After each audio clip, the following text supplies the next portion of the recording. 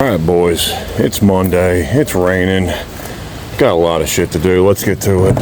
Alright, so we're starting the morning back out on the old Hitachi. Had a lot of you guys telling me that these banjo fittings right here, some of them actually have screens, so we're going to go ahead and pull those down and let's see what we got going on inside. Yeah. So every one of these I've pulled out so far, guys, has been completely clear. I mean, nothing, nada. Alright, so now we got the pump working again.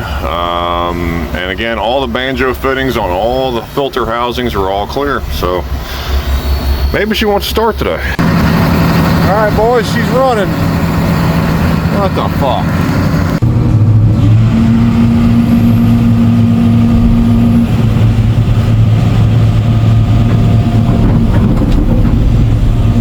Alright, so in a twin stick stall, rail pressure differential, didn't really see anything massive there.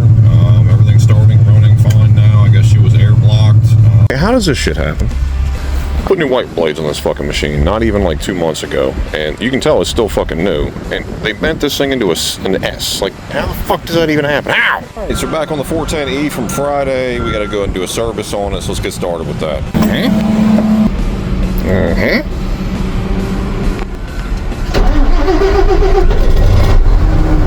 Up check.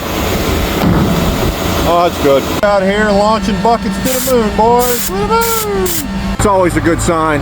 Just go ahead and beat that out a little bit. In the bucket. Boys, I could never forget changing these. Yep. Rumor has it this is made of 100% deer. Let's go ahead and get down to the old breather filter.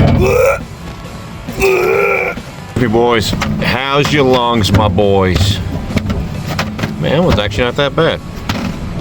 This one though, this is gonna be the one. Got that. And service is done. Boys, you can tell the def injector on the old 410 has had better days. She's definitely leaking down pretty heavily. Plus it was very loose, so I'm thinking it was also having an exhaust leak. So, let's see how bad this SCR looks in here. Hello.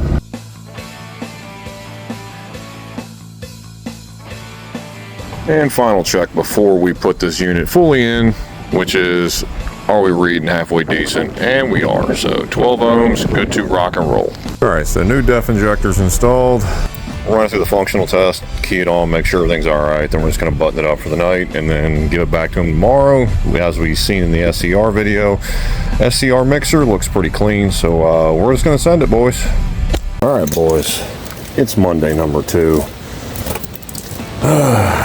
Let's get to it. All right, boys, back on the 724K, doing more 60-90 fun shit, so let's get to it. All right, so doing these kits, not the hardest job ever, but it can be tedious. So there's a line that goes from here to the dosing rail off the injection pump, and then there is a supply line that goes into the injection pump, as you guys see right there, and then there is the union fitting, and then that goes into the check valve. Alright, so now you got the old valve out. Just note that they do use green Loctite on the threading surfaces, so what you're going to want to do is once you get the valve out, just go ahead and install your little fall prevention hose. Get a very small pencil tip style magnet, and then go ahead and pull out the ball and spring. Now Deere in this kit gives you just about everything you need except for the green Loctite and also 6mm little press-in tool to hold the spring and valve or spring and ball in place. The install, they tell you to pretty much use diesel fuel on the ball and the spring and put it in that way. Nah. Use assembly lube, O-ring lube, something to keep those two together so when it goes in, it's a little bit easier. Alright, so once you get the new valve and everything ready to go, reseal the union fitting and then reassemble. What I want to do at this point when you're getting ready to install the valve itself, you want to keep your barring tool in to hold the spring in place and then pull the hose itself out. It was pretty adamant about this, but you're only going to use the thread locker on the threads. Don't put it here or here. And boys, 27 foot-pounds. Boom. Reassemble. Alright guys, there you go. All reinstalled, all cleaned up. So let's go ahead and fire up Service Advisor and run the dosing test and see what kind of fuel pressure we're putting out now. Alright, fuel dosing test. Let's go. Wowzers! That little valve, boys, that little valve fixes all.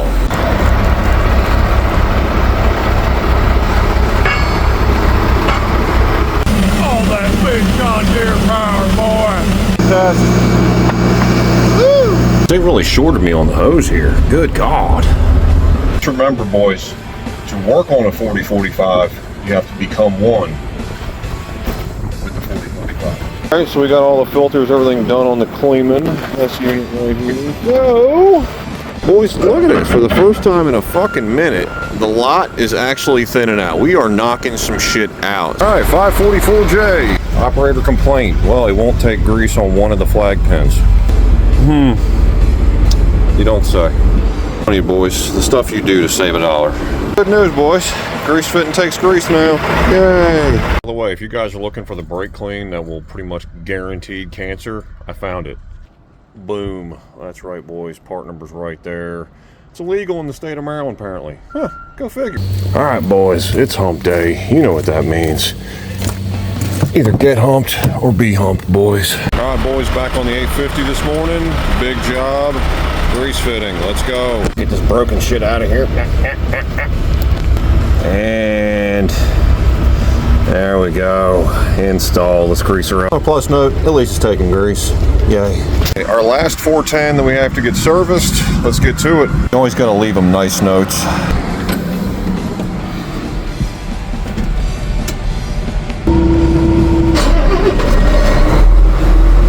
Test. That was not that bad. Well, and you got a bunch of dirt coming out, you know what you're expecting. Ah, boy. The hose doesn't need to be this long. I mean, come on. Well, it's always promising. You dump the axle filter housings, and so far, no heavy chunks. So, all right, let's see how bad this looks. Yeah, compensator doesn't look swollen. That's a plus. But she didn't really purge that well.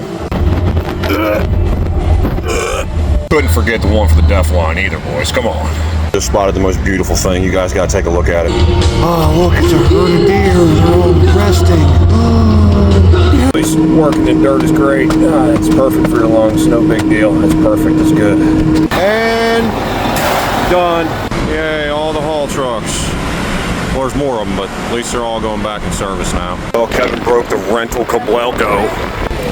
John Deere parts, fixing a Cabelco. All right, 336 next gen. Operator complaint, grease fitting for the track adjuster not taking grease. Well, I think we found out why.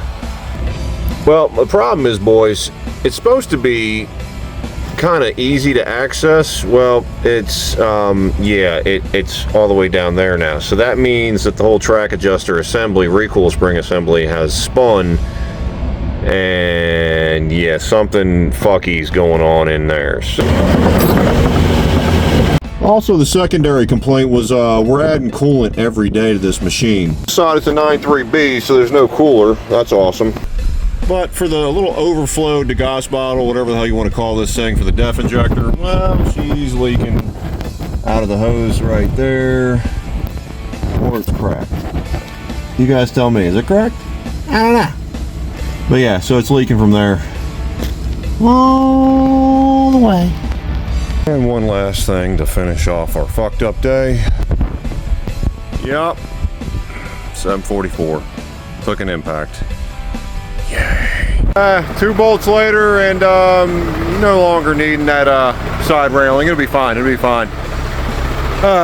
On to tomorrow, boys. Have a good night. All right, boys, you know what day it is. It's Friday, Junior. Let's get to it. All right, boys, 2 fuel filters, 336 next gen with some low fuel pressure issues. Let's go. Come on, you can do it. Let's go. All right, one of these 3 will get it. That does not look attractive, not one bit. Is one to work? All right, boys, got her running. Let's see if she's still coding out. Give them what they want. They still want to code out. Look, the moment I hook ET up, all of a sudden, I'm good now. I'm sorry. Got good rail pressure and we've got good fuel pressure, so I'm happy with it. We do need to service this fucking turd. All right, Deere 300G. Looks like we gotta just take care of this real fast. And yeah, all installed, good to go. Oh, yeah, harness. Fuck! When it's all bundled up like this, it doesn't look that bad. Then you get it all reached out and it looks that bad. Why is it every time you gotta take a belly pan down, you got 18 tons of shit on that belly pan, because this is really a light ass belly pan. But damn! All right, after some modest foul language, we got it out. Yay! Now to put you in.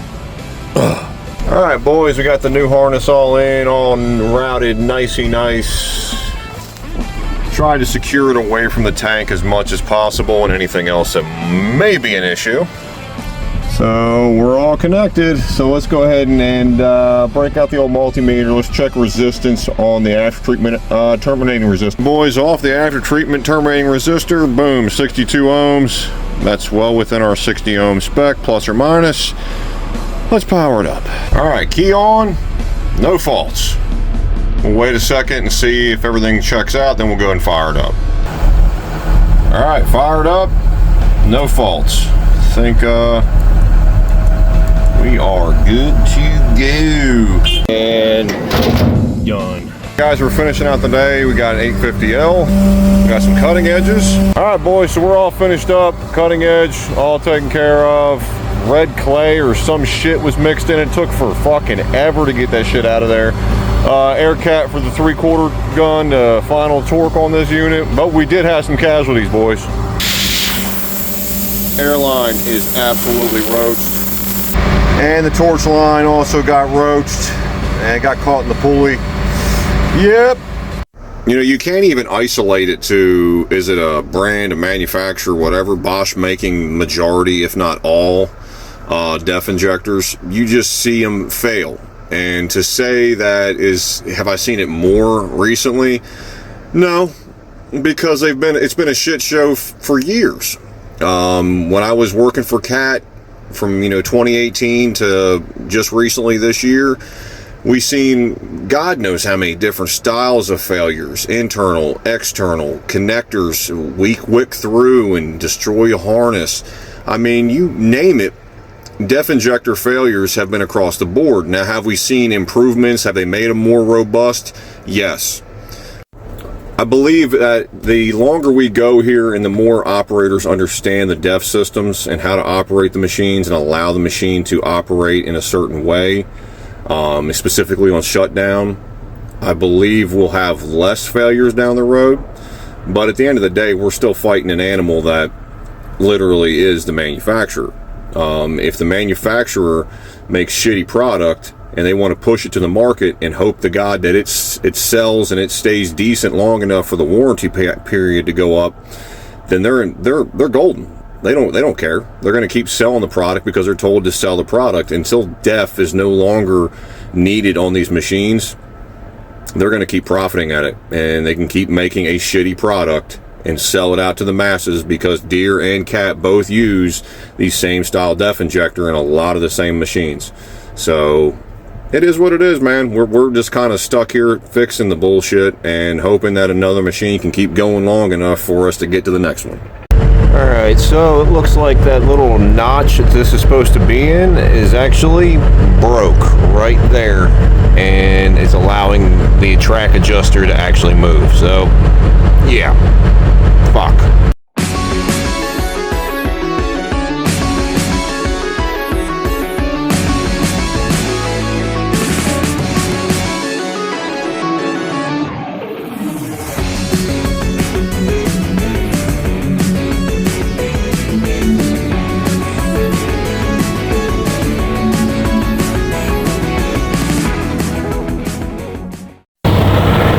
Not a bad little afternoon project.